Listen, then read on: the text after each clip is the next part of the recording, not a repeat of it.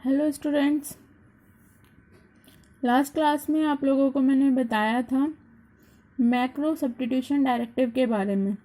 तो आज हम लोग सेकंड अपनी डायरेक्टिव के बारे में बात करने वाले हैं, प्री प्रोसेसर डायरेक्टिव के बारे में।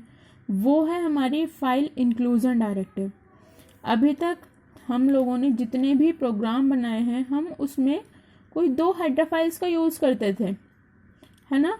फर्स्ट हमारी होती थी stdio.h, सेकंड होती थी हमारी conio.h। उससे पहले हम एक वर्ड लिखते थे, वो क्या होता था हमारा इंक्लूड, जिसकी हेल्प से क्या होता था, जैसे ही हम वो इंक्लूड वर्ड का यूज़ करते थे तो वहाँ पर क्या होता था, वो उसको एज अ कमांड यूज़ करता था कि जहाँ पर भी देखो। सबसे पहले हम इसकी डेफिनेशन पे आ जाते हैं। The second pre processor directive we will explore in this chapter is file inclusion. If a function program in another file is required in the current program, then that file can be included in the current program by include statement. अगर हमें अपने programme में किसी भी other file की need पड़ती है तो हम उसको अपने प्रोग्राम में कैसे इंक्लूड कर सकते हैं? हम इंक्लूड स्टेटमेंट की हेल्प से उसको अपनी फाइल में इंक्लूड कर सकते हैं। और ये हमारी कैसे होती है, इसको हम टू टाइप से कर सकते हैं। फर्स्ट इसका टाइप हमारा होता है, ऐसे हम लोग कर सकते हैं एंगल ब्रैकेट में, एंगुलर ब्रैकेट्स का यूज़ करके हम इसको कर सकते हैं। और सेकंड हम अपने डबल इन्वर्टेड कॉमास का भी यूज़ कर सकते हैं। तो जो हमने यहाँ पर फर्स्ट यूज़ किया हुआ है, तो यहाँ पर मैंने डेफिनेशन लिखी है कि the compiler will search the specific file in the specific list of directory. और सेकंड में मैंने लिखा है here the compiler will search for the file in the current directive as well as specified list of directive.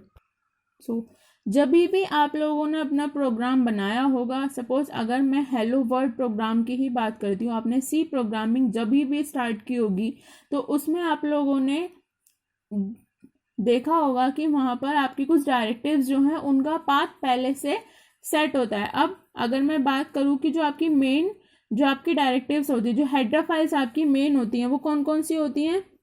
stdio.h और एक होती है आपकी conio.h। क्या आप लोगों ने कभी भी ये देखा, ये समझने की कोशिश करी कि ये जो आपकी जो फाइल्स होती हैं, हेडर फाइल्स होती हैं, आप इनको कैसे एक्सेस कर पाते हो?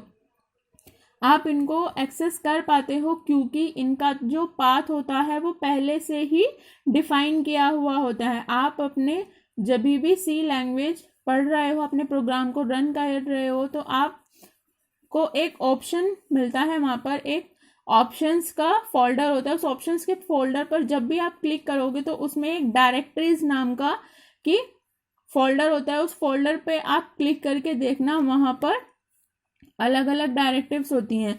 एक आपकी इंक्लूड होती है डायरेक्टिव होती है, एक आपकी लाइब्रेरी की डायरेक्टिव होती है, एक आपकी आउटपुट की होती है,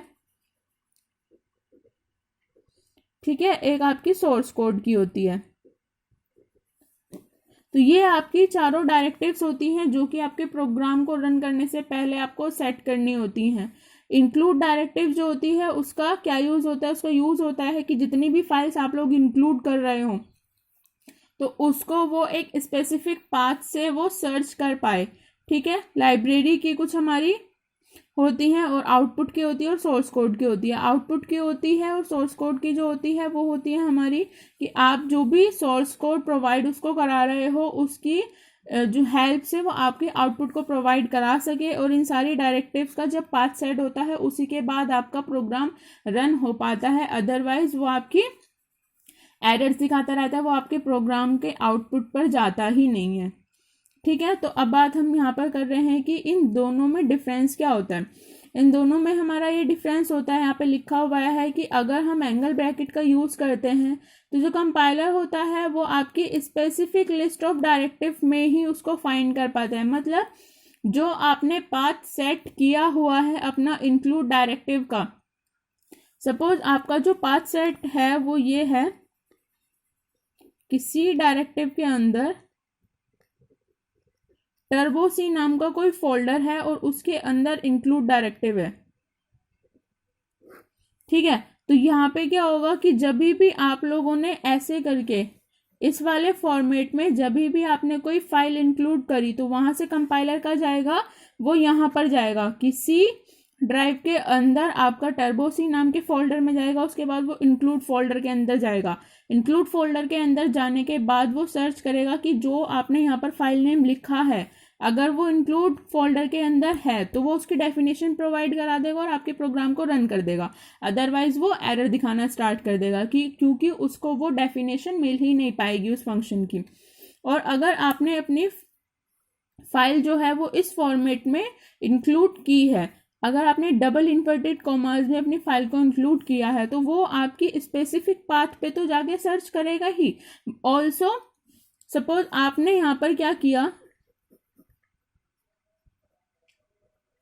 आपने कोई डायरेक्टिव लिखी, आपने उस डायरेक्टिव का यहाँ पर पाथ सेट कर दिया कि यहाँ पर उसको क्या करना है, इंक्लूड उसने करी है यूजर ने कोई फाइल जिसमें उसने क्या बोला कि उसको सी नाम का कोई फोल्डर है, ड्राइव है, उसके अंदर जाना है। सी ड्राइव में उसके अंदर उसको टीसी नाम का फोल्डर मिलेगा, उसके अंदर उसको बिन नाम का फोल्डर मिलेगा, उसके अंदर उसकी डॉट सी नाम की फाइल पड़ी है। तो जो कंपाइलर है वो क्या करेगा, सबसे पहले तो वो अपनी जो उसने डायरेक्टिव पहले से स्पेसिफिक डायरेक्टिव का पाथ सेट किया हुआ है वो उस फोल्डर में इंक्लूड फोल्डर में जाके देखेगा। अगर उसको ये वाला पाथ वहां पर मिलता है, ये वाली फाइल उसको अगर वहां पर मिलती है तो वो वहां पर सर्च करेगा। उसके बाद वो क्या करेगा, जो उसने करंट पाथ जो सेट किया हुआ है वो जाकर उस पाथ पे सर्च करेगा कि क्या सी ड्राइव के अंदर टीसी नाम का फोल्डर है। अगर टीसी नाम का फोल्डर है तो उसके अंदर बिन नाम का फोल्डर है, और अगर बिन नाम का फोल्डर भी उसके अंदर है तो क्या उसके अंदर डॉट सी नाम की फाइल है।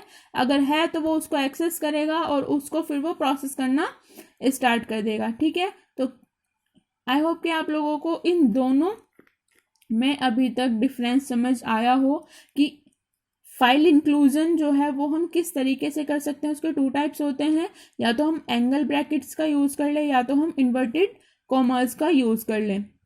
यहाँ पर यूज अगर हम करते हैं तो वो केवल स्पेसिफिक लिस्ट में जाता है, जो हमने पाथ सेट किया हुआ है वो केवल उसी पाथ पे जाकर उन फाइल्स को सर्च करता है। और जब हम इन्वर्टेड कॉमास का यूज करते हैं तो वो जो हमने करंट पाथ जो सेट किया हुआ है वो उस पर जाकर भी सर्च करता है, और ऑल्सो वो स्पेसिफिक पाथ पर तो सर्च करता ही करता है। तो आई होप कि आप लोगों को फाइल इंक्लूजन अच्छे से समझ आया हो। और अभी भी आप लोगों को अगर कोई डाउट है तो आप मुझसे वो पूछ सकते हैं कमेंट करके।